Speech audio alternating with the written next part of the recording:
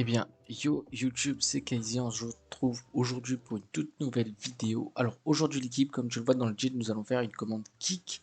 Donc la vidéo précédente, nous avons fait une commande ban et qui s'est bien déroulée d'ailleurs. Donc voilà, juste avant que la vidéo commence, n'hésite pas à liker, commenter et partager cette vidéo. N'hésite pas à t'abonner si ce n'est pas déjà fait et à activer les cloches de notification si ce n'est pas non plus déjà fait. Alors bah c'est parti l'équipe, on va pouvoir ouvrir notre projet qui est en cours. Donc là, à la vidéo précédente, nous avons fait ban. Donc nous allons pouvoir copier notre projet actuel, créer une nouvelle commande dans notre catégorie modération qu'on va appeler kick.js. Nous allons coller notre projet et ici en fait on va juste modifier certaines valeurs. Donc ici kick permet d'expulser un utilisateur. Quel est l'utilisateur? Quelle est la raison? Donc là, ici, nous avons fait ceci. Tout ça, on laisse comme c'est. Ici, on laisse comme c'est. Vous ne pouvez pas vous expulser. Utilisateur.kickable. Impossible d'expulser cet utilisateur. Ici, on va enlever ceci. Et on va faire un user.kick avec la raison .length. Non, à chaque fois je me trompe. Je sais pas pourquoi j'aime bien ce GHT à la fin. Donc ici on fait ça. .zen. Donc on fait un petit point zen avec un async. Tac tac tac. Et ici on va faire un await interaction. .reply. Comme content, on va mettre j'ai bien expulsé. On peut faire user.username. J'ai bien expulsé user avec, avec comme raison. On peut faire comme ça. Tac, tac, tac, tac, tac, reason. Donc ça, c'est très bien. Ici, nous allons faire un petit catch pour que si jamais il y a une erreur, tout simplement, on nous le return. Donc catch ici, on va mettre un ERR, tac. Et donc là, on va faire un return, un console.log, une, on va mettre impossible d'expulser cet utilisateur, tac. Et ici, virgule ERR.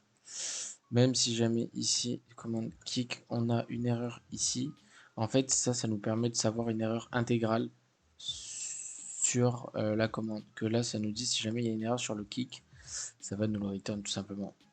Donc là, bah, c'est parti, on peut lancer notre projet. Node main, tac, le bot est totalement en ligne. Et on va pouvoir essayer ceci. Donc si je fais slash kick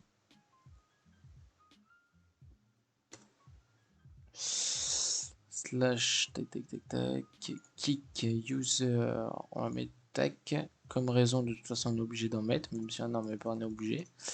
Je peux mettre test et donc là il me le kick. J'ai bien expliqué le tutoriel YouTube comme raison test.